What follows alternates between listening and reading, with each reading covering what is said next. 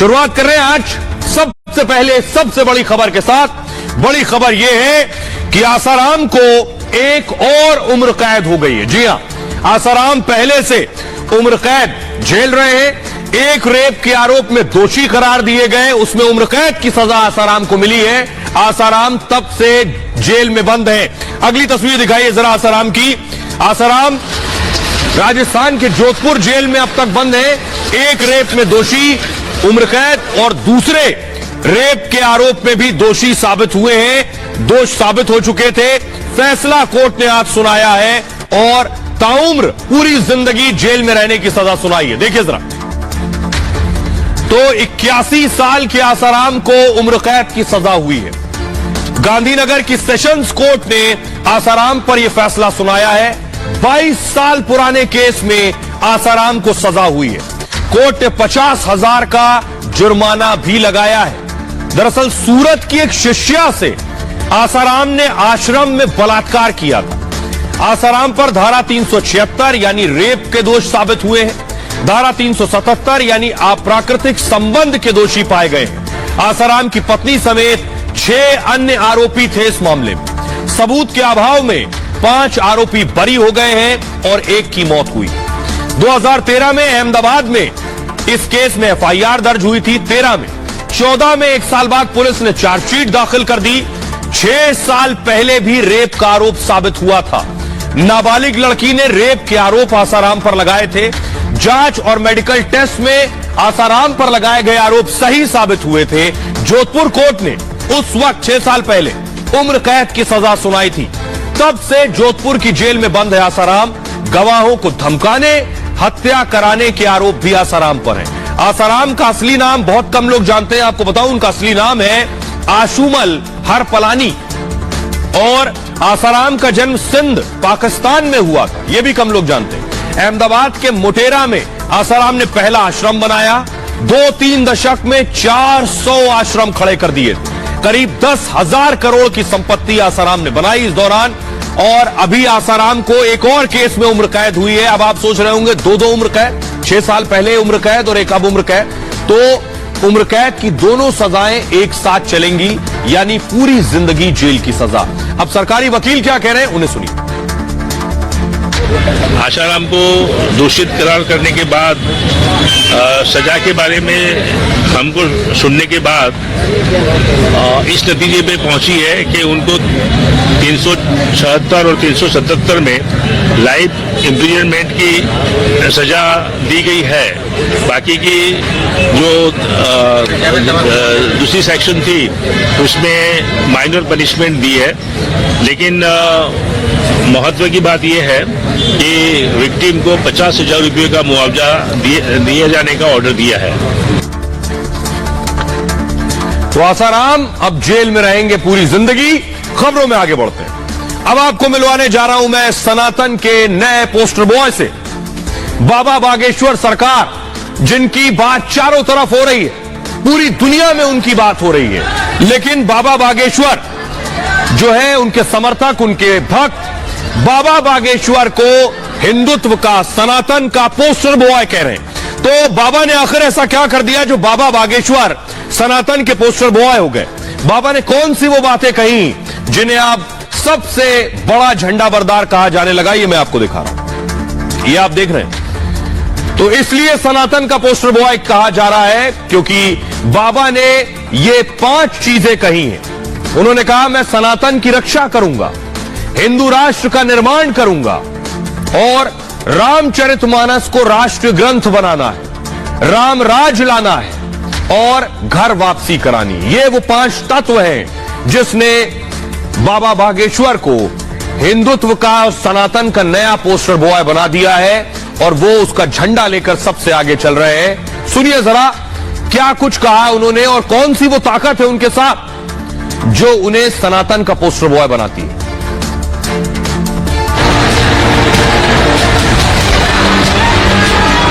इनको दिक्कत सनातन धर्म और हिंदू धर्म से है। ये दोगले लोग हैं। इनकी तैयारी सनातन धर्म को टारगेट करना है। इनका उद्देश्य सिर्फ धर्म को नुकसान पहुंचाना है। बाबा बागेश्वर चमत्कार और दिव्य शक्ति की बहस से अब आगे बढ़ गए।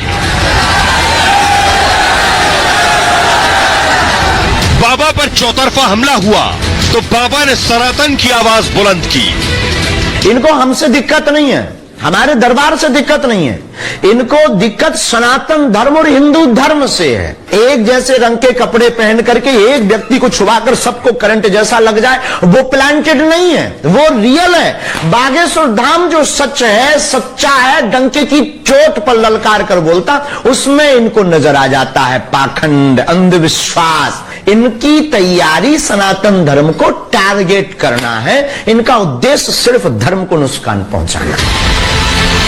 तो क्या बाबा बागेश्वर सनातन के अब नए पोस्टर बॉय बन गए हैं?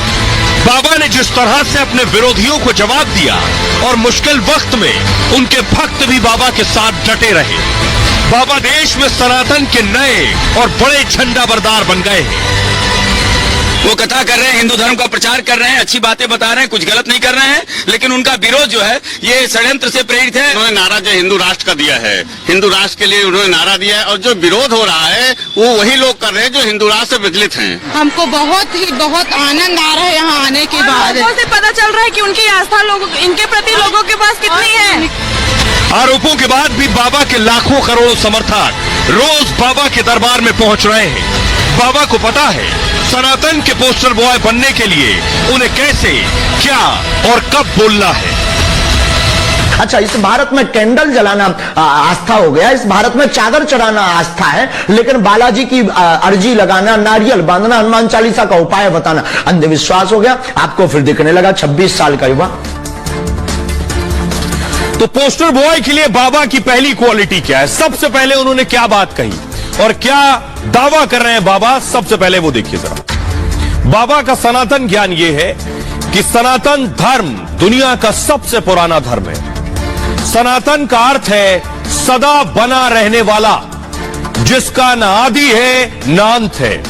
सनातन धर्म मूलतः भारतीय धर्म है।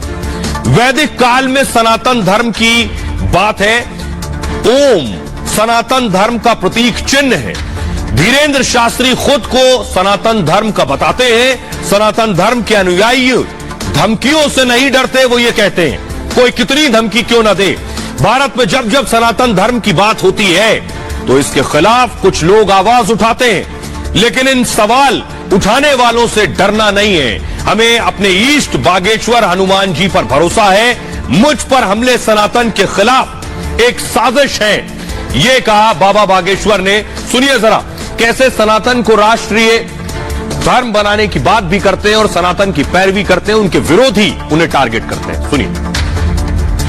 काल में जब भी सनातन की बात हुई, जब भी संस्कृति की बात हुई, तब ऐसा हुआ, लेकिन हमें अपने इष्ट पर भरोसा। साधु संत के तुम रखवारे, जिन बागेश्वर बालाजी की शरण में हम बैठे हैं बहन, उन पर हमें अपने भरोसा। तुम रक्षक काहू को न डरना। भारत में जितने भी सनातनी हिंदू हैं वो बागेश्वर धाम के साथ हैं और होना ही चाहिए। अगर आपके भी रंग में हिंदुत्व का और सनातन का खून हो तो आपका भी सपोर्ट हम मांगेंगे, और ना हो तो कोई बात नहीं। हमने भी पढ़ा है कि कोई भी धर्म और मजहब आपस में लड़ने की इजाजत नहीं देता। प्रेम, भाईचारा, परस्पर मिलकर रहने की इजाजत हर धर्म देता है। अब वो जो कर रहे हैं, वो कह रहे हैं एक शब्द बहुअरथ युत जह शोभा के हित। अब सुनने और समझने का सबका अलग अलग है। फिर जितने लोग बोल रहे हैं ना, ये सब चेला बाबा राम रहीम के हैं। समझ रहे हैं ना? कुछ दिन के बाद फिर यो राम रहीम की तरह जेल में रहेंगे, देख लेना। तो सनातन के बाद बाबा बागेश्वर रामचरितमानस की बात करते हैं कि रामचरितमानस राष्ट्रीय ग्रंथ होना चाहिए, इसलिए पोस्टर बॉय हैं सनातन के बाबा। देखिए जरा क्या कहते हैं। वो कहते हैं रामचरितमानस की रचना तुलसीदास ने की थी और इससे श्रेष्ठतम महाकाव्य कहा जाता है, लेकिन रामचरितमानस पर भी सवाल उठ रहे हैं। मानस विवाद पर बागेश्वर सरकार ने बयान दिया है। रामचरितमानस को राष्ट्रीय ग्रंथ बनाया जाना चाहिए। मानस राष्ट्रीय ग्रंथ बनेगा तो राम राज आएगा, और मानस तोड़ना नहीं बल्कि जोड़ना सिखाता है। मानस की प्रतियां जलाने पर भी बाबा बोल चुके हैं। सनातन के खिलाफ ये इंटरनेशनल साजिश हो रही है। सभी सनातनियों को एक होना होगा इसका जवाब देने के लिए। सुनिए जरा रामचरितमानस पर क्या कहते हैं धीरेन्द्र शास्त्री और विरोधी। उन भगवान राम की जीवन गाथा श्री रामचरितमानस जो हमारे भारत का एक अनूठा ग्रंथ है, उसके प्रति अगर इस प्रकार का कोई कृत्य किया जाता, ये घोर निंदनीय है। और हमें इसके पीछे षड्यंत्र नजर आ रहे हैं। जिन लोगों ने भी यह जलाई है या कुछ भी किया है, ये बहुत निंदनीय है। रामचरितमानस राष्ट्रीय ग्रंथ हो, ऐसी मांगने की आजादी सबको है, हमको भी है। रामचरितमानस 100 करोड़ हिंदुओं की आस्था है। हनुमान चालीसा 100 करोड़ हिंदुओं की आस्था है। पर हम उनको यही कहेंगे, रामचरितमानस को भारतीय राष्ट्रीय ग्रंथ घोषित करना चाहिए, तभी भारत विश्व गुरु बनेगा। बड़े बड़े संतों, महंतों, धर्माचार्यों और जात विशेष के लोगों के पेट में दर्द क्यों? और अगर मैंने न्याय की बात कर दी तो तमाम ऐसे लोग जो संत, महंत, धर्माचार्य जैसे महत्वपूर्ण पद पर बैठे हैं और जात विशेष के लोग जो धर्म की ठेकेदारी चलाने का ढोंग करते हैं, अब वो अभी नया नया धर्म का चोला पहने हैं। उनको मैं इतना महत्व नहीं समझता कि उन पर मैं कुछ टिप्पणी करूं। अब वो न प्रधानमंत्री हैं न राष्ट्रपति हैं, इसलिए उनके बयान को मैं इतनी गंभीरता से नहीं लेता हूं जितना लेना चाहिए। तो सनातन और रामचरितमानस के बाद बाबा हिंदू राष्ट्र की बात करते हैं कि भारत को हिंदू राष्ट्र बनाना है। क्या कहते हैं वो हिंदू राष्ट्र पर, उनकी हिंदू राष्ट्र की परिकल्पना क्या है, क्या सोचते हैं वो हिंदू राष्ट्र कैसा होगा, ये देखिए। बाबा बागेश्वर ने हिंदू राष्ट्र की सौगंध ली है। तुम मेरा साथ दो, हम हिंदू राष्ट्र बनाएंगे, वो कहते हैं। भारत के लोग घर में छिपकर मत बैठो, सभी सनातनी साथ हो तो भारत हिंदू राष्ट्र हो जाए। हिंदू राष्ट्र में आखिर बुराई क्या है, वो पूछ रहे हैं। दुनिया में इस्लामिक देश है, क्रिश्चियन देश है, वो कहते हैं हिंदुओं के लिए एक हिंदू राष्ट्र नहीं होना चाहिए क्या? क्या हिंदू राष्ट्र की मांग नाजायज है? भारत में राम राज आएगा और राम राज में सभी धर्मों को रहने की आजादी भी होगी। सुनिए जरा सनातन के नए पोस्टर बॉय हिंदू राष्ट्र पर क्या कहते हैं और उनके विरोधी उस पर क्या जवाब देते हैं। तुम हमारा साथ दो, हम हिंदू राष्ट्र बनाएंगे। और एक बात हम प्रार्थना करेंगे भारत के लोगों, अब चूड़ियां पहनकर घर में मत बैठो। एक केवल बागेश्वर धाम पर उंगली उठाने की बात नहीं, प्रत्येक सनातनी पर उंगली उठाई है। अब बाहर निकल करके बताना ही पड़ेगा। आदिकाल का धर्म है और सम्मान है मुझे पूरा। इसके अस्तित्व के नकारने वाला मूर्ख हो सकता है, तो वो तो नहीं है। बस इतना जानना चाहते हैं कि और धर्मों का स्थान है कि नहीं। सभी धर्मों के प्रति सम्मान है मेरा, सबके प्रति। और सनातन हिंदू राष्ट्र रामचरितमानस के बाद भारत के सनातन, बाबा के सनातन के पोस्टर बॉय में एक और तत्व है, वो है घर वापसी का। बाबा घर वापसी का भी अभियान चलाते हैं। घर वापसी पर क्या कुछ किया है? धीरेन्द्र शास्त्री घर वापसी के मिशन पर हैं दरअसल। और आपको बताऊं कि क्रिसमस के दिन लोगों की घर वापसी करवाई थी 25 दिसंबर को। दामों में 328 ईसाइयों को हिंदू धर्म से जोड़ा था। रायपुर में भी बाबा के दरबार में घर वापसी हुई। बाबा ने ईसाई मिशनरियों को निशाने पर लिया।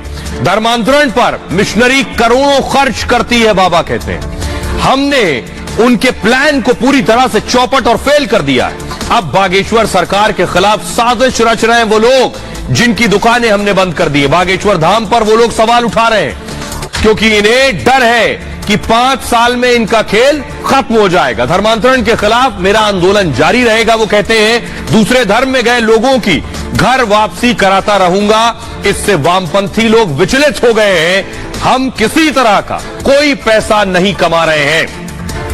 सुनिए क्या कुछ कहते हैं घर वापसी पर बाबा और बरेली के धर्मगुरु। सनातन हिंदू धर्म में आपका स्वागत है। आज से पूरे भारत के 100 करोड़ हिंदू भाई आपका परिवार है, बहन। हम सब साथ हैं, हम तो है ही है। इनकी गारंटी नहीं पर हमारी गारंटी। अगर आप लोग इसे गलत मानेंगे तो ये आपकी विचारधारा है। हम किसी भी प्रकार से किसी को प्रभाव नहीं। सनातन की ताकत, सनातन के मंत्रों का चमत्कार बताते हैं कि सनातन के संतों की तपस्या में कितनी ताकत है, उसका प्रमाण प्रत्यक्ष ये है। उनको भय और डर ये है कि जो ये करोड़ों रुपए खर्च करके भोले भाले हिंदुओं को ट्रिक दिखा करके सनातन धर्म से अपने धर्म में ले जाते थे, हमने उस पर रोक लगा दिया, हमने पोल खोल दी कि ऐसा कुछ होते ही नहीं है, रियल तो ये है और ऐसा करके कोई अन्य पंथ का व्यक्ति बता दे तब बहादुर माने। तो उनकी भीतर की जो नस है ना वो ढीली हो गई, नट बोल्ट ढीले हो गए। उनको डर लग गया कि ये आदमी 2-4 साल में हमारे पूरे प्रोग्राम फेल कर देगा, उनको ये दिक्कत हो गई। बाबा धीरेन्द्र कृष्ण शास्त्री ने जो तौर तरीका इख्तियार किया है, इससे पूरे भारत में नफरत फैल रही है। उन्होंने अब तक 328 लोगों का मजहब तब्दील कराया और वो मजहब इस्लाम के खिलाफ प्रचारित कर रहे हैं। उन्होंने खुद कहा कि टोपी वालों को भी हम सनातन धर्मी बना देंगे और इस तरीके से बाबाओं को सीधे सीधे इस्लाम को बदनाम करने वाले लोगों को के खिलाफ कानूनी कार्रवाई होना चाहिए। तो बाबा बागेश्वर बेशक सनातन के पोस्टर बॉय हैं, लेकिन इसकी तैयारी उन्होंने शुरू की है। वो क्या कर रहे हैं, वो पिछले दिनों उत्तराखंड पहुंचे और देखिए रामदेव के सबसे करीबी उनके राइट हैंड बालाकृष्ण से मिले, उत्तराखंड गए थे। अगली तस्वीर दिखाइए जरा, जगत गुरु को आप देख रहे हैं, जगत गुरु के शिष्य हैं बाबा बागेश्वर और जगत गुरु से मिलने पहुंचे, उनका आशीर्वाद लिया जाकर। अगली तस्वीर दिखाइए और जल्द ही योगी आदित्यनाथ से भी मुलाकात कर सकते हैं बाबा बागेश्वर। उनका मकसद है सभी को जोड़ना, एक सूत्र में पिरोना। ये उनके सनातन के पोस्टर बॉय होने में और उनकी जो रणनीति है उसका एक हिस्सा है। जरा सुनिए बाबा के भक्त क्या कह रहे हैं।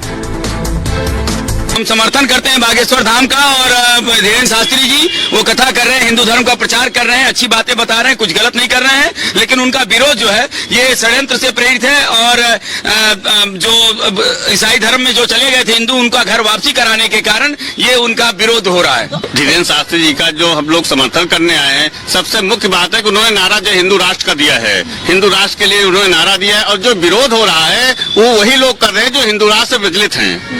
हिंदू राष्ट्र ही एक विकल्प है हम लोगों का। देखिए, जो पाखंडी कह रहे हैं उनकी मानसिकता, वो अपनी मानसिकता मतलब वो उनके अंदर अब रह नहीं गई, वो सनातनी विरोधी है। हमारा एक ही नारा है कि तुम हमारा साथ दो, हम तुम्हें जो है हिंदू राष्ट्र देंगे। आज तो बाबा जी हम पिछले 3-4 दिन से देख रहे हैं, अलग अलग तरीके के जो है वो चमत्कार भी दिखा रहे हैं। उनको लेकर कितनी आस्था है आप लोगों की? बहुत आस्था है, हमको तो ये चमत्कार ही लग रहा है, क्योंकि हमको आने की बिल्कुल इच्छा नहीं थी। हमें बाबा का स्वप्न आया कि हम यहाँ आए, उनका दर्शन करें। हमको बहुत आनंद आ रहा है यहाँ आने के बाद। से पता चल रहा है कि उनकी आस्था इनके प्रति लोगों के पास कितनी है, उनके कितना विश्वास है बाबा की जो है शक्ति पर। तो बाबा बागेश्वर का प्लान क्या है वो आपने जान लिया, लेकिन कल के बजट का प्लान क्या है ये मैं आपको बताने जा रहा हूं। प्लान ये है कि कल आने वाला है आपका बजट, तो बजट में आपको मिलेगा क्या, आज से इसकी तैयारी शुरू हो गई है। आज दरअसल देख रहे हैं आप, राष्ट्रपति के अभिभाषण के साथ बजट सत्र की शुरुआत हुई है। वो तस्वीर दिखा रहा हूं, प्रधानमंत्री नरेंद्र मोदी राष्ट्रपति द्रौपदी मुर्मू को खुद रिसीव करने पहुंचे। उसके बाद यहां से लेकर प्रधानमंत्री नरेंद्र मोदी राष्ट्रपति को अंदर, ये देख रहे हैं प्रेसिडेंट बॉडीगार्ड्स, बाकायदा उनके बॉडीगार्ड्स का दस्ता पहुंचता है रिसीव करने और उसके बाद अंदर सेंट्रल हॉल तक जाते हैं। अंदर की तस्वीर दिखाई जरा। उसके बाद राष्ट्रपति का अभिभाषण शुरू हुआ। राष्ट्रपति के अभिभाषण के साथ ही सत्र की शुरुआत होती है। हर नए साल पर जो बजट सेशन शुरू होता है फरवरी से, उसकी शुरुआत जो होती है वो राष्ट्रपति के अभिभाषण से होती है और 1 तारीख को बजट आता है, 31 को इकोनॉमिक सर्वे। अगली तस्वीर दिखाई। उसके बाद सर्वे आया जिसे वित्त मंत्री निर्मला सीतारमण ने पढ़ा। आइए अब आपको बताते हैं आपके लिए कल के बजट में क्या होने वाला है। सभी की उम्मीद है, सभी जानना चाहते हैं कि कल उनके लिए बजट में क्या होगा। तो ये देखिए आपके सामने आ गया, बजट में आपको क्या मिलेगा। कल संसद में बजट सुनाएंगी वित्त मंत्री निर्मला सीतारमण, तो इसको प्ले कीजिए। सबसे पहले नौकरी पेशा लोगों के लिए बजट में क्या होगा। नौकरी पेशा लोगों के लिए खबर यह है कि इनकम टैक्स में आपको छूट मिल सकती है। 2.5 लाख की जो छूट है वो बढ़ाकर 5 लाख रुपए की जा सकती है। महिलाओं को 10 लाख तक की छूट मिल सकती है इनकम टैक्स में। होम लोन ब्याज पर 5 लाख की छूट संभव है। दूसरी बड़ी खबर, आम आदमी को बजट से क्या मिल सकता है? एलपीजी सस्ती हो सकती है। और आम आदमी के लिए दूसरी अच्छी खबर, आयुष्मान हेल्थ स्कीम का दायरा बढ़ाया जा सकता है, यानी और ज्यादा संख्या में लोगों को यह आयुष्मान भारत योजना के अंतर्गत लाया जा सकता है। अगली बड़ी खबर, किसानों को बजट में क्या मिल सकता है? किसान सम्मान निधि की रकम बढ़ सकती है। सबसे बड़ी खबर कल की ये हो सकती है। 6,000 रुपए अभी जो मिलता है सालाना, वो 6 से बढ़ाकर 9,000 रुपए सालाना किया जा सकता है। 11 करोड़ से ज्यादा किसानों को इसका लाभ मिला है। और खेती के उपकरणों, मशीनों में टैक्स छूट संभव, यानी खेती किसानी के उपकरण सस्ते हो सकते हैं। खेती के उपकरणों, मशीनों पर टैक्स छूट मिल सकती है। मूव कीजिए इसे आगे। और इसके अलावा क्या कुछ होगा युवाओं के लिए? एजुकेशन लोन सस्ता हो सकता है। मुद्रा स्कीम में कर्ज की लिमिट बढ़ सकती है। मुद्रा स्कीम यानी जिन्हें स्वरोजगार शुरू करना है उनके लिए रोजगार सृजन काल को लेकर बड़ा ऐलान हो सकता है। सीनियर सिटीजन्स के लिए टैक्स छूट भी संभव है, यानी बुजुर्गों के लिए क्या है।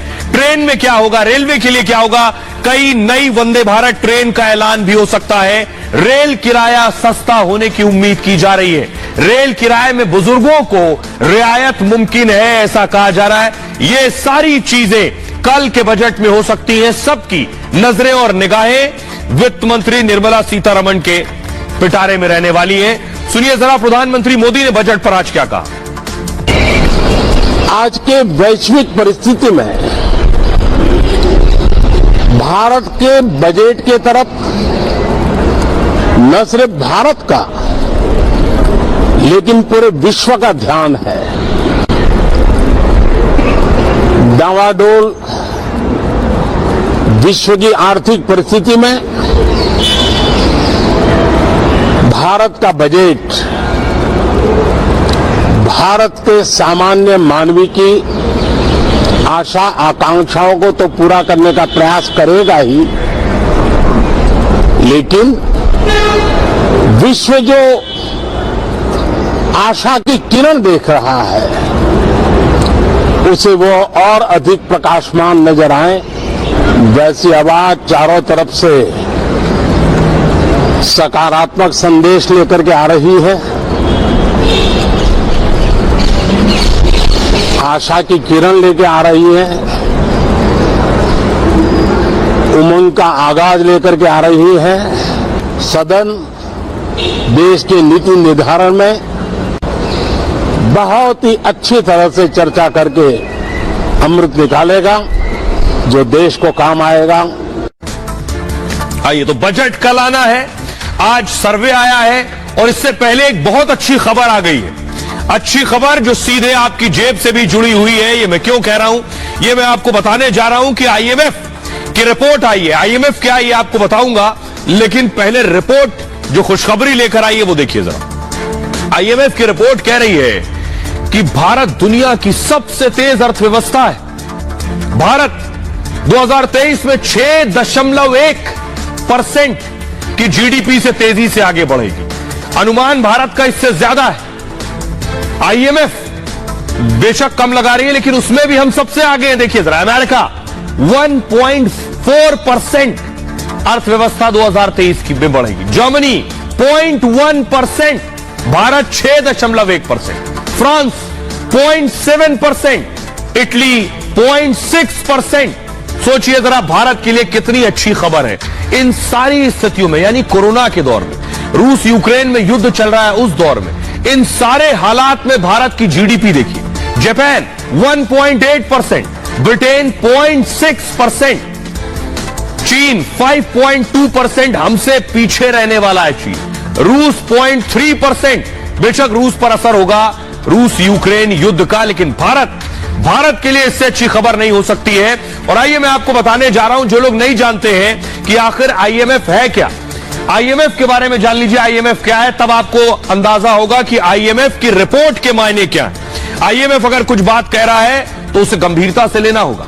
आईएमएफ अंतर्राष्ट्रीय मुद्रा कोष है, संयुक्त राष्ट्र की प्रमुख वित्तीय एजेंसी आईएमएफ, दुनिया के 190 देश इसके सदस्य हैं। इसका उद्देश्य दुनिया में विकास को बढ़ावा देना है। सदस्य राष्ट्रों की आर्थिक स्थिति पर यह नजर रखती है और देशों की आर्थिक तकनीकी सहायता भी प्रदान करती है। आर्थिक विकास को सुगम बनाने में सहयोग देती है, अंतर्राष्ट्रीय व्यापार को सुविधाजनक बनाने का काम करती है, दुनिया में गरीबी को कम करने के लिए भी काम करती है। ये जरूरत पड़ने पर देशों को कर्ज भी उपलब्ध कराती है, संकट में फंसे देशों की मदद करती है। अब आईएमएफ के बारे में समझिए कि पाकिस्तान हाथ फैलाकर भीख मांग रहा है आईएमएफ से कि कर्ज दे दो।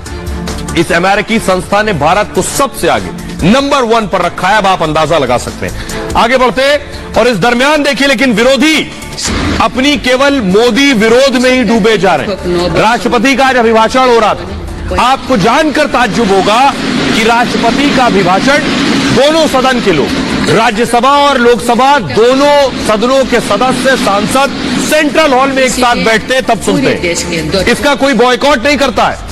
लेकिन सियासत में इस हद तक डूब चुकी पार्टियां, खासतौर पर आपको बताऊंगा वो पार्टियां जिन्होंने विरोध किया है, जिन्होंने राष्ट्रपति के अभिभाषण का भी बॉयकॉट किया है, राष्ट्रपति के अभिभाषण को सुनने के बजाय संसद से बाहर निकलकर चले गए। अब आपको अंदाजा लगेगा कि आखिर हुआ क्या। देखिए जरा, राष्ट्रपति का अभिभाषण चल रहा था, केजरीवाल और केसीआर की पार्टी ने इसका भी बहिष्कार कर दिया। अभिभाषण का बहिष्कार करके सदन से बाहर चले गए।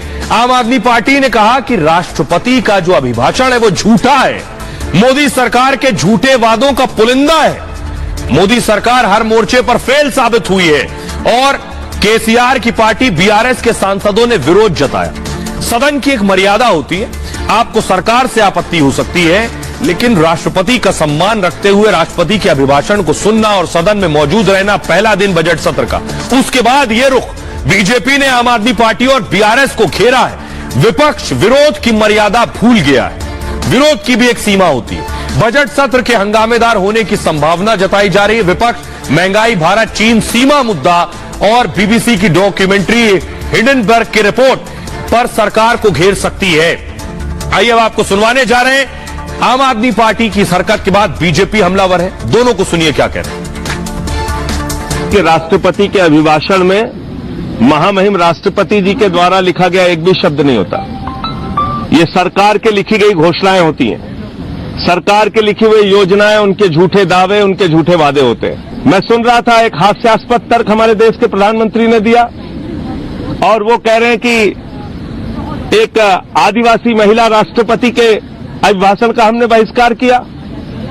प्रधानमंत्री जी, देश की करोड़ों वो आदिवासी महिलाएं जो सब्जी की दुकान लगाती है और बचत होती है तो एसबीआई में, एलआईसी में पैसा लगाती है, उनको आपसे जवाब चाहिए। भारतीय संसदीय मर्यादा के सम्मान के लिए इतने महत्वपूर्ण अवसर पर आम आदमी पार्टी और टीआरएस ने इस अभिभाषण का बहिष्कार किया। ये बहुत ही पीड़ादायक है। इसका मतलब क्या है? क्या देश की राजनीति में विरोध के लिए हम सारी संवैधानिक मर्यादाओं को तार तार कर देंगे? यह आपने देश के राष्ट्रपति के मर्यादा का अपमान किया है और भारत की संसदीय परंपरा की मर्यादा को भी बहुत ही निचले स्तर पर आपने उतारा है।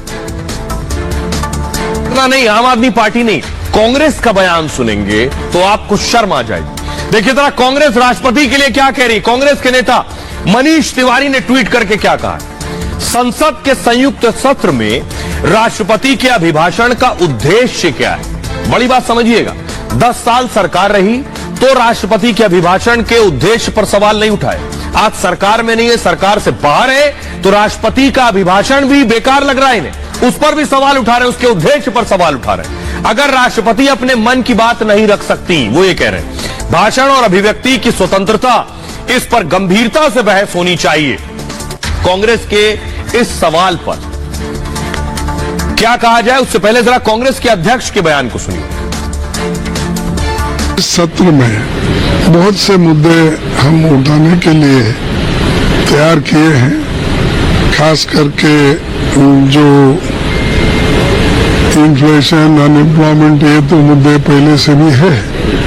उस साथ ही साथ जो ये देश का पैसा बर्बाद हो रहा है, जो LIC का हो, SBI का हो, नेशनलाइज दूसरे बैंकों का हो, पूरे सरकारी बैंक मन माने जो चंद कैपिटलिस्ट लोगों को पैसे देकर आज उनके पैसे बर्बाद कर रहे हैं, उसके बारे और जो रिपोर्ट्स इकोनॉमिक सर्वे के ऊपर भी जो कुछ आएगा वो भी हम बताएंगे। तो ये है विपक्ष और विरोधियों का रुख। सिर्फ इसलिए राष्ट्रपति का अपमान, मोदी विरोध में इस हद तक आ चुके हैं। खबरों में आगे बढ़ते हैं, पड़ोसी देश की बात करते हैं। आटा और ऑटो ने आंसू निकाल दिए। पाकिस्तान में और बुरे हालात हो गए। आज शहबाज शरीफ के लिए इस स्थिति में आ गए शहबाज शरीफ की आपको बड़ी खबर बताऊं कि यूएई के राष्ट्राध्यक्ष जो है, पाकिस्तान की कंगाली की हालत सुनने के बाद इनके देश जाने से मना कर दिया। बहाना बना दिया कि ठंड ज्यादा है, लेकिन हकीकत यह है कि हालात खराब है। अगली तस्वीर दिखाई जरा। पेट्रोल पंप पर पेट्रोल नहीं मिल रहा है। अगली तस्वीर दिखाइए। न पेट्रोल मिल रहा है, न लाहौर में पेट्रोल मिल रहा है। ये दो तस्वीरें आप देख रहे हैं, ये देखिए, आग लग गई, न गैस मिल रही है। ये लोगों ने आग लगा दी क्योंकि पेट्रोल नहीं मिल रहा था। लोगों में इस कदर गुस्सा है। देखिए पाकिस्तान की तस्वीर आप देख रहे हैं, पेट्रोल पंप पर धुआं उठ रहा है। लोगों को पेट्रोल इतना महंगा मिल रहा है कि खरीदने की हालत में नहीं, इसलिए पेट्रोल पंप पर आग लगा दी है लोगों ने। आखिर ये गुस्सा क्यों है? गुस्सा इसलिए कि पहले तो पेट्रोल नहीं मिल रहा है, डीजल नहीं मिल रहा है, और मिल भी गया तो गाड़ी खरीदने की हालत में नहीं बचे। देखिए जरा हालात क्या है पाकिस्तान में। गाड़ी देखिए जरा। सबसे पहले मैं आपको बताने जा रहा हूं, कार, ऑल्टो कार जो लगभग 4 लाख में आप भारत में खरीदते हैं, पाकिस्तान में ये ऑल्टो कार 18 लाख रुपए की मिल रही है। 4 लाख की भारत में, पाकिस्तान में 18 लाख। जो आप वैगनार गाड़ी लगभग 5.5 लाख रुपए में भारत में खरीदते हैं, पाकिस्तान में ये वैगनार 26 लाख रुपए की है। 26 लाख की। ये अगली गाड़ी देखिए, स्विफ्ट आ गई है। स्विफ्ट भारत में लगभग 7 लाख की है। पाकिस्तान जाएंगे खरीदने, या पाकिस्तान के रेट है 41 लाख रुपए, भारत से कितना गुना ज्यादा है सोचिए। ये बड़ी गाड़ी आ गई फॉर्च्यूनर, जो भारत में आप 35 लाख रुपए में खरीद सकते हैं। पाकिस्तान में कीमत देखिए जरा, 1,70,00,000। यहां 35 लाख, वहां 1,70,00,000। अब दूर मत जाइए, ये बाइक तो बहुत से लोगों ने चलाई होगी, स्प्लेंडर बाइक 75,000 रुपए तक में भारत में मिल जाती है। पाकिस्तान में देखिए जरा, 2,75,000 में मिल रही है। अब देखिए 100 रुपए में पेट्रोल भारत में है, पाकिस्तान में 250 रुपए। यानी ना तो गाड़ी खरीदी जा पा रही है, ना तेल भरवाया जा पा रहा है। $1 भारत में 81 रुपए, पाकिस्तान में 261 रुपए इसकी कीमत है। ये जो हाल है, ये पाकिस्तान के हाल है, जो बता रहे हैं कि वहां कोई जाने को तैयार नहीं है। अब आपको एक और बड़ी बात बताता हूं, पाकिस्तान की संसद में, कई दिन से मैं आपको दिखा रहा हूं कि पाकिस्तान में आटा नहीं मिल रहा, तो पाकिस्तान के एक सांसद रोटी लेकर संसद में पहुंच गए। दिखाता हूं आपको, देखिए जरा, सांसद के हाथ में रोटी है, शाम को एक घर खाए रोटी है, ये देख रहे हैं आप, मुश्ताक अहमद खान हाथ में रोटी लेकर सांसद संसद में पहुंच गए हैं।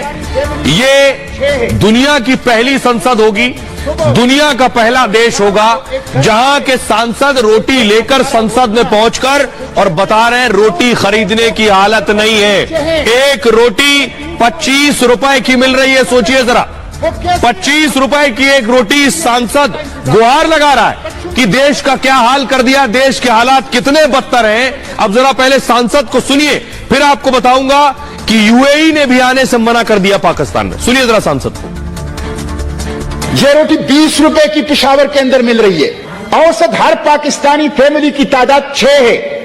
अगर एक रोटी सुबह, दोपहर और शाम को एक घर खाए तो ये 18 रोटियां, मिस्टर चेयरमैन, 9 करोड़ लोग खत गुर्बत से नीचे हैं। 200-300 रुपए उनकी रोजाना आमदन है। वो कैसे अपने अपने लिए रिज़्क का इंतजाम करें, अपने बच्चों के लिए रोटी का इंतजाम करें। यह जुल्म है मिस्टर चेयरमैन, जो कि हुक्मरानों की वजह से हैं। अब आपने रोटी का हाल देख लिया, अब पाकिस्तान क्या करेगा?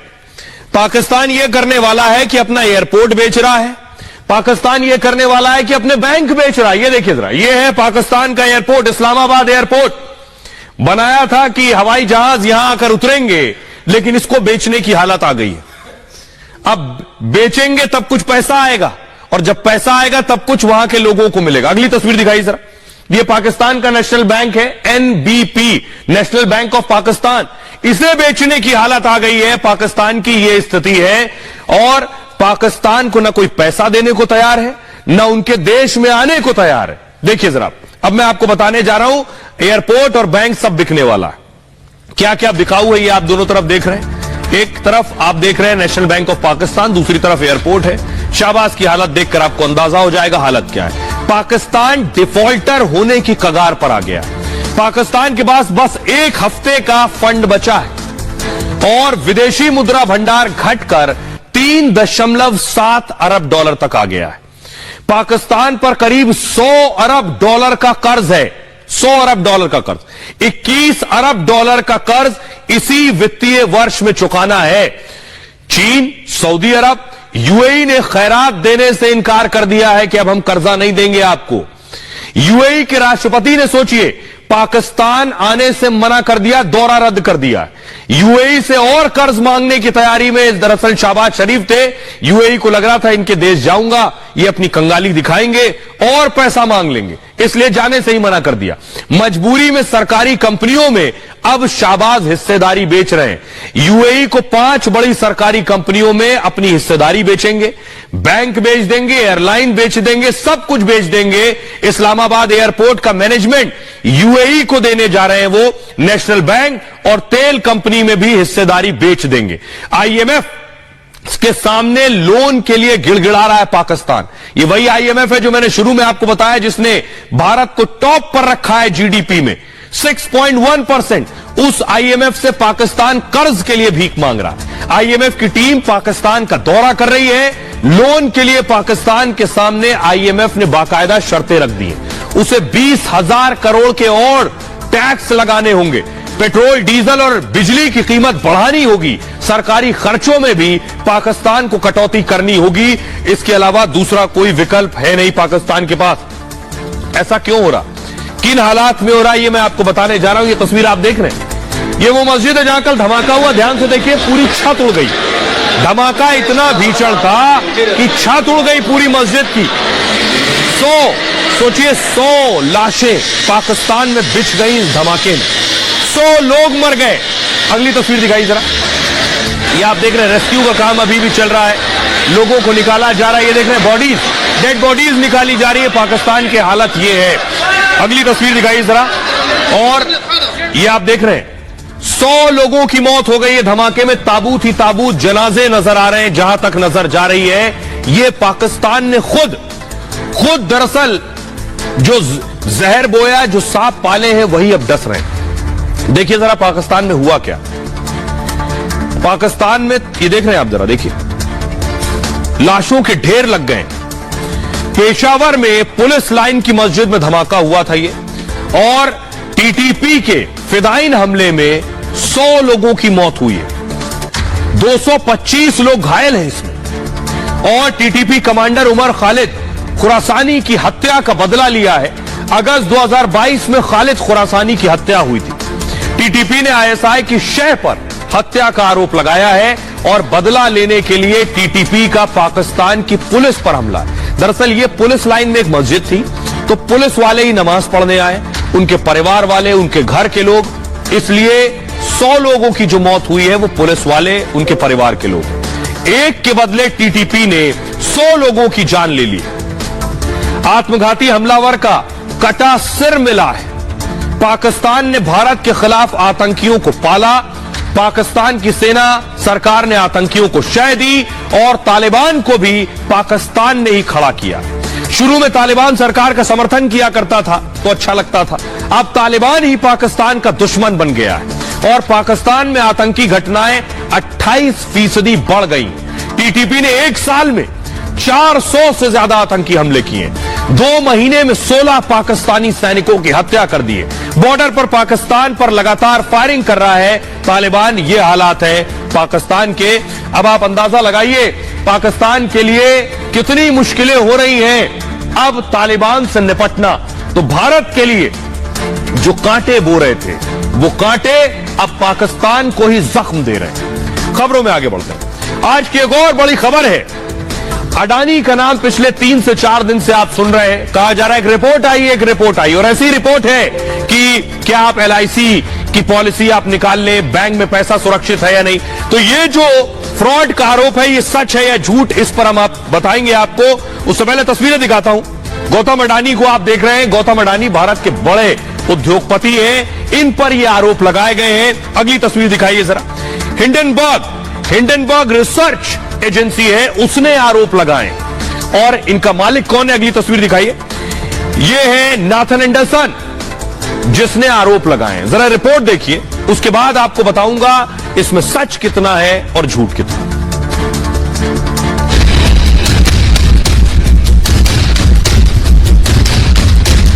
अडानी ग्रुप के खिलाफ अमेरिकी कंपनी हिंडनबर्ग की रिपोर्ट ने शेयर मार्केट, LIC और SBI में निवेश करने वालों की चिंता बढ़ा दी है।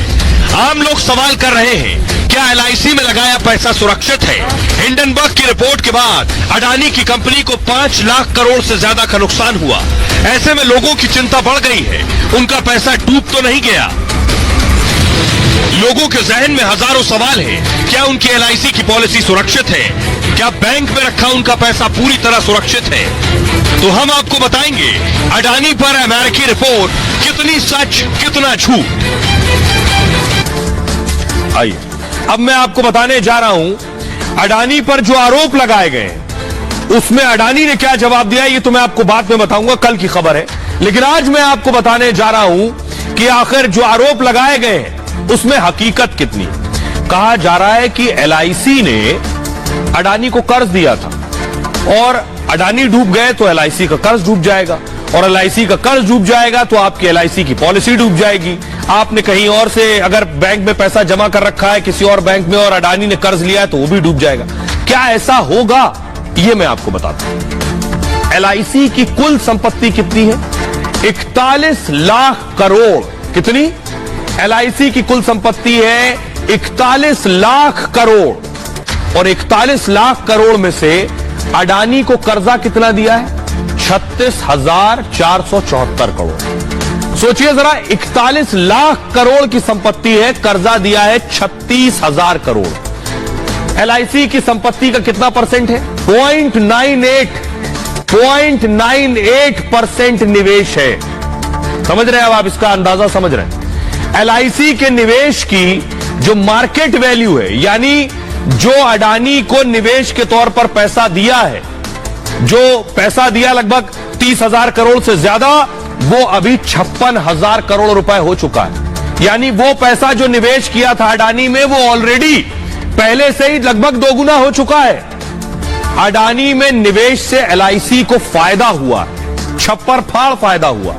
विदेशी कंपनियों का भरोसा अडानी पर आज भी कायम है। ये मैं क्यों कह रहा हूं? विदेशी company JP Morgan, bank of America, city credit, standard chartered जैसी कंपनियों ने अडानी ग्रुप में निवेश किया है। और ये जो विदेशी कंपनियां हैं ये ठोक बजाकर रिसर्च और तैयारी के बाद ही निवेश करती हैं। इनके लिए दूसरे के पैसे से ज्यादा अहमियत अपना पैसा रखता है विदेशी कंपनियों के लिए। अडानी को जांच परख कर ही उन्होंने निवेश किया। देसी से ज्यादा विदेशी कंपनियों ने ग्रुप को कर्ज दिया हुआ है। UAE की कंपनी ने अडानी ग्रुप में निवेश किया। अबू धाबी की कंपनी IHC ने 3,261 करोड़ रुपए निवेश किए। अडानी ने 20,000 करोड़ के FPO में निवेश किया है। और IHC के चीफ एग्जीक्यूटिव ऑफिसर का बयान आया है। बयान यह कि अडानी ग्रुप के सिद्धांतों में हमारा पूरा विश्वास और पूरा भरोसा है। अब आप अंदाजा लगाइए। अब आपको बताता हूं मैं कि आखिर क्या सवाल किए हैं, क्या जवाब दिए। सरफेस फ्लोरोग्राफिक्स है, क्या जवाब दिए हैं अडानी ने जो आरोप लगे हैं उनके ऊपर, वो देखिए जरा। ये है आरोप लगाने वाली कंपनी के मालिक नाथन और ये अडानी। नाथन ने कहा कि फर्जीवाड़ा करके अडानी ने शेयरों के दाम बढ़ा दिए। अडानी का कहना है ये आरोप झूठे हैं। शेयर की खरीद फरोख्त में उनका कोई दखल नहीं होता, कौन शेयर खरीद रहा कौन बेच रहा। कंपनी ने कहा फर्जी कंपनियां बनाई और फर्जी कंपनी बनाकर अपने ही शेयर खरीदे और दाम बढ़ाए। अडानी ने कहा यह निवेश पूरी तरह से पारदर्शी है, फर्जी कंपनियों से मेरा कोई संबंध नहीं है।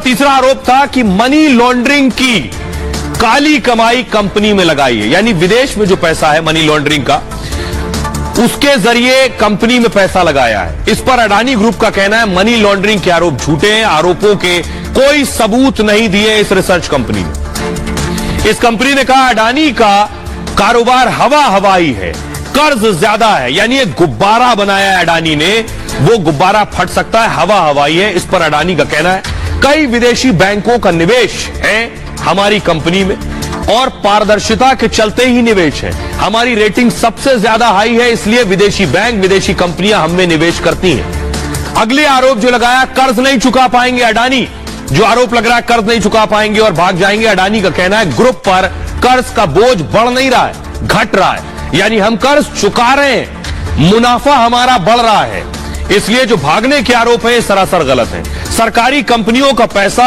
डुबोएगी अडानी, ये आरोप लगाया। इस पर उनका कहना है निवेश सुरक्षित है, कैश फ्लो से कर्ज चुकाने का भरोसा है। उन्होंने कहा हमारे पास इतना मुनाफा आ रहा है कि हम सारा कर्ज भी चुका देंगे, जिनका पैसा है उनको भी वापस दे सकते हैं। यह कहा गया डायमंड ट्रेड में घोटाला किया है, मनी लॉन्ड्रिंग की है। इस पर उनका कहना है सीस्टैट और सुप्रीम कोर्ट तक ने हमें बरी किया है इस मामले में। लोगों की गाढ़ी कमाई लूट रहा है अडानी ग्रुप। उनका कहना है एफपीओ को नुकसान पहुंचाने के लिए ये आरोप लगाए जा रहे हैं। बड़ी बात यह है कि अडानी ग्रुप का कहना है ये जो आरोप लगाए जा रहे हैं इसका मकसद है कंपनी को नुकसान पहुंचाना, क्योंकि दर्शकों को बताऊं जो शेयरों की खरीद और बिक्री होती है वो सिर्फ भावनाओं पर, सेंटीमेंट्स पर होती है। लोगों को लगता है ये कंपनी डूब सकती है, शेयर बेचना शुरू कर देते हैं। लोगों को लगता है ये कंपनी आगे बढ़ेगी, शेयर खरीदते हैं। तो सेंटीमेंट्स का बिजनेस है ये, और इस तरह की रिपोर्ट नुकसान पहुंचाती है। एक्सपर्ट्स क्या कहते हैं उन्हें सुनिए। LIC का जो बिजनेस है, मेन बिजनेस है, वो है इंश्योरेंस पॉलिसीज देना और उससे वो मुनाफा कमाती है। और जो SBI का मेन बिजनेस है वो बैंकिंग है और जिससे वो मुनाफा कमाता है। जब वो निवेश करता है अडानी ग्रुप के शेयर्स के अंदर, तो उन शेयर्स की जो वैल्यू है, उनकी जो बैलेंस शीट है उसके अंदर कितनी वैल्यू है, और अगर उसको मार्केट में बेचा जाए उनके जो असेट्स हैं तो वो कितनी वैल्यू बनती है, उस पर निर्भर करता है। और क्योंकि ये व्यापार चलता आ रहा है और अभी भी उसकी नेटवर्थ कहीं गुना ज्यादा है, तो जो LIC और SBI ने निवेश किया है वो कहीं गुना सुरक्षित है इस बात पर कि जो हिडनबर्ग की रिपोर्ट है वो कितना उसको जो है हिडनबर्ग की रिपोर्ट किस तरीके से उसे प्रदर्शित करती है। तो जरूरी बात यह है कि किसी भी रिपोर्ट को अपनाने से पहले। तो आपने एक्सपर्ट को सुन लिया। अब मैं आपको बताने जा रहा हूं ये जो रिपोर्ट बनाते हैं जिनका नाम है नेथन, इनके बारे में बताते हैं। ये जो कंपनी है हिंडनबर्ग, ये कौन है? Nathan Anderson. पिलर ग्राफिक से देखिए जरा। हिंडनबर्ग कंपनी के मालिक को इस वक्त आप देख रहे हैं, इनका नाम है नाथन एंडरसन। एंडरसन ने किया क्या है? ग्रेजुएट है ये, नौकरी नहीं थी इनके पास, बेरोजगार थे। उसके बाद एक डेटा रिसर्च कंपनी में नौकरी मिल गई। एंडरसन पैसों के इन्वेस्टमेंट का मैनेजमेंट देखते थे। उसने डेटा शेयर मार्केट को बारीकियों से जाना, समझा, सीखा। उसके बाद ये क्या करने लगा? 2017 में फाइनेंशियल रिसर्च कंपनी हिंडनबर्ग शुरू कर दी। शेयर मार्केट, इक्विटी, क्रेडिट पर यह रिसर्च करती है कंपनी। शेयर मार्केट से जुड़ी कंपनियों की जानकारी जुटाती है। एंडरसन अब तक क्या करते हैं? कई कंपनियों को कंगाल बना चुके हैं। इनका यही काम है, इस तरह की रिपोर्ट जारी करते हैं, लोगों के सेंटीमेंट्स को हर्ट करते हैं। जो शेयर बिके वो लोग डर के मारे अपने शेयर बेच देते हैं और कंपनी को दिवालिया बना देते हैं। ये करते हैं ये। 2020 में देखिए क्या किया। निकोला अमेरिकी ट्रक कंपनी पर इसी तरह की एक रिपोर्ट जारी कर दी। लोगों में डर और दहशत। कंपनी के शेयर 20-80% तक गिर गए, 80% गिर गए, कंपनी खत्म। 2022 में ट्विटर पर रिपोर्ट जारी की थी। ट्विटर के शेयर करीब 20% गिर गए। उसके बाद 2023 में अब अडानी ग्रुप पर रिपोर्ट जारी की है, अडानी ग्रुप के भी शेयर गिरे हैं। लेकिन इस तरह की रिपोर्ट पर उन उद्योगपतियों को फर्क नहीं पड़ता जो दरअसल पूरे भरोसे के साथ काम करते हैं और जो सच के साथ काम करते हैं। खबरों में आगे बढ़ते हैं। आज की एक और बड़ी खबर है, योगी के गढ़ में शालीग्राम। तस्वीरें दिखाने जा रहा हूं, हमारे सहयोगी साथ साथ चल रहे हैं, देख रहे हैं। गोरखपुर पहुंचने वाली है, जी हां, बड़ी खबर ये जो आप देख रहे हैं, शालीग्राम पत्थर ये गोरखपुर पहुंचने वाले हैं। इससे दरअसल मूर्ति बननी है श्री राम की और राम माता सीता की मूर्तियां बननी है। ये मैं आपको बताऊं संक्षेप में और आपको सुनवाऊंगा जनकपुर के लोग क्या कह रहे हैं, ये देखिए जरा। तो बिहार से होते हुए उत्तर प्रदेश पहुंच चुकी है शालीग्राम और गोपालगंज से कुशीनगर पहुंची है। कुशीनगर के बाद गोरखपुर पहुंचेगी और कुशीनगर गोरखपुर में देवशिला का स्वागत किया जाएगा। शहर के सभी चौक चौराहों पर पुष्प वर्षा की जाएगी। विधि विधान से शालीग्राम सरकार की पूजा होगी और गोरक्षनाथ मंदिर में देवशिला रथ का रात्रि विश्राम भी हो जाएगा। रथ को मंदिर परिसर में सुरक्षित खड़ा कर दिया जाएगा और देवशिला के साथ आने वाले लोग हिंदू सेवा आश्रम में रुकेंगे। 1 फरवरी को मुख्यमंत्री योगी आदित्यनाथ अयोध्या के लिए रवाना करेंगे, 2 फरवरी को अयोध्या पहुंचेंगे। अब जरा सुनिए, हमारे सहयोगी जो नेपाल में मौजूद थे, नेपाल के दामाद लगे श्री राम, तो नेपाल के लोग अपने दामाद पर क्या कुछ कह रहे हैं, सुनिए। जनक सुता जग जननी जानकी अतिशय प्रिय करुणा निधान की, ताके युगपद कमल मनाऊं तासु अमित जीवन फल पाऊं। हमारा उनके साथ यही रिश्ता है कि हम उनको पहुना मानते हैं, दामाद और हम बेटी पक्ष वाले हो गए। जब तक किशोरी जी नहीं हुई तब तक राजा दशरथ के लड़के को कोई नहीं जानता था। राम जी पहुन माला गे। तो जनकपुर के लोगों को आप सुन रहे थे, जहां से माता सीता आती है। बहरहाल ये भारत की बात है, मैं इतना ही। आप अपना बहुत ख्याल रखिए। एक छोटे से ब्रेक के लिए रुक रहे हैं, लौट रहे हैं कुछ और बड़ी खबरों के साथ।